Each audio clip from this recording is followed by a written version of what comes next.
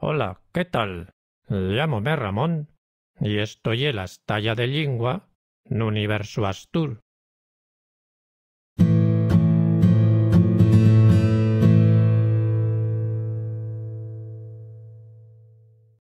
Nesti vídeo vamos ver delles frases feches con la letra P.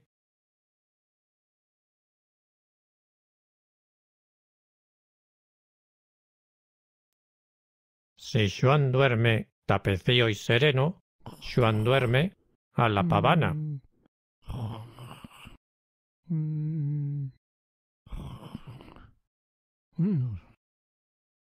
Adiós, como ronca el amigo.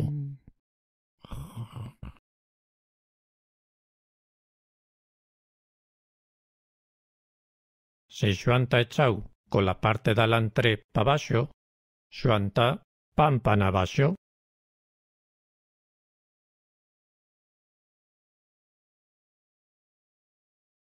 Si Xuan ta echau con la parte d'alantré pa arriba, Xuan ta pampan arriba.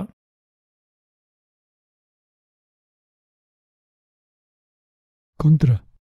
Vaya mancha que hay en el techo.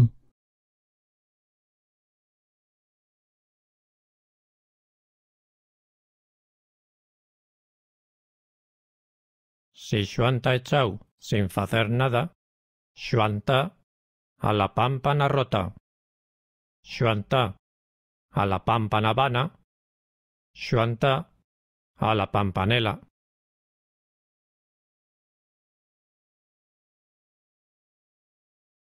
Si Xuan ta echau panza arriba y a la llarga, Xuan ta a la perllonga.